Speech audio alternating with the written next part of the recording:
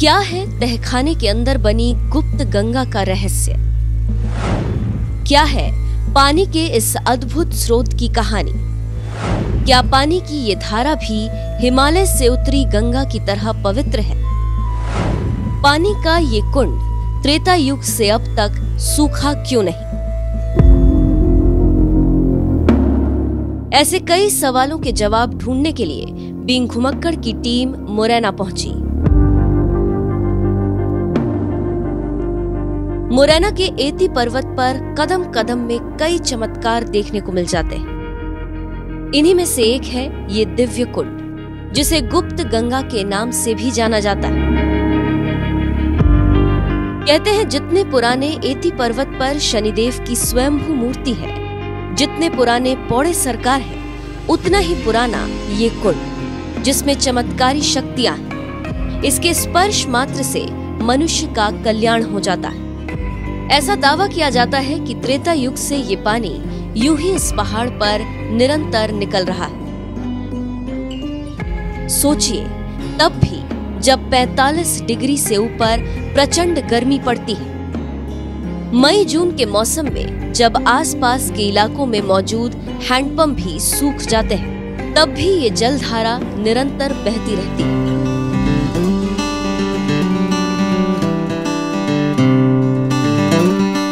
शनिधाम के दिव्य दर्शनों से पहले बीइंग घुमक्कड़ की टीम ने भी इस जलकुंड के चमत्कार को नजदीक से देखने की ठानी।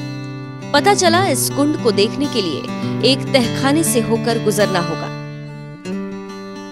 लेकिन जैसे ही हमने अंदर जाने की कोशिश की तो अंदर व्याप्त ह्यूमिडिटी ने पूरी टीम को मुश्किल में डाल दिया।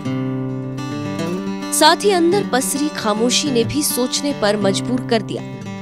हालांकि हमने अपने डर को छिपाने के लिए झूठी मुस्कान चेहरे पर जरूर बिखेरी और कुंड के पानी को बेहद नजदीक से देखा। ये हिमालय से निकलती गंगा जैसी तो नहीं, लेकिन इसकी शीतलता उससे कम भी नहीं है। ये जो कुंड आप देख रहे हैं, ये कुंड भी किसी रहस्य से कम नहीं है। कहते हैं कि यहाँ का पानी कभी खत्म नहीं होता। लोगों का मानना है कि ये कुंड भी रामायण काल से ही बना हुआ है। ये गुप्त गंगा है जो पहाड़ की कंदराओं से निरंतर बहती रहती है। इस जल कुंड की एक विशेषता हमें शनिचरा मंदिर के पुजारी ने भी बताई। पुजारी जी की इस बात को सुनना और समझना बहुत जरूरी है। कुंड तो यहाँ शनिदेव का ही है। शनिदेव के हमारे ये 2 कुंड है, वो क्या है कि शासन ने विस्तार के लिए उनका भराव करा दिया गया है। अब इतना जल नहीं रहता है। इसके जल से स्नान करने से हमारे चर्म रोग, शनि ग्रह शांति होता है। शारीरिक जो हमारे कष्ट होते हैं वो नष्ट होते हैं। या पुराना वस्त्र छोड़ने का विधान है। अगर हम अपना पुराना वस्त्र यहाँ से छोड़ते हैं तो शनि हमारा उतर जाएगा। अगर हम कटोरा में तेल ला करके शनि के सामने छाया दान करते हैं तो हमारा राहु केतु प्रसन्न हो जाए। क्योंकि शनि के जो साथी है राहु, केतु, काल भैरव, भूत, प्रेत, डाकिनी, पिचासिनी, 56 बगुला, 64 योगिन, ये जो है इन शनि के जो है साथी है। तो इन सब की पूजा यहाँ होती है। कोई कोई कर पाता है बेटा। इस कुंड का पानी कहां से आता है? इस पानी का स्रोत क्या है? सदियों से इस बात की खोज हो रही, लेकिन अब तक कोई जवाब किसी को नहीं मिल सका।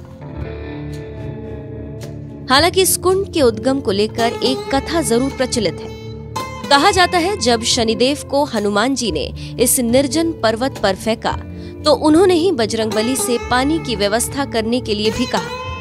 ऐसा माना जाता है कि बजरंगबली की गर्जना से ही पानी का स्रोत यहाँ फूट पड़ा। तब से ये पानी निरंतर बह रहा।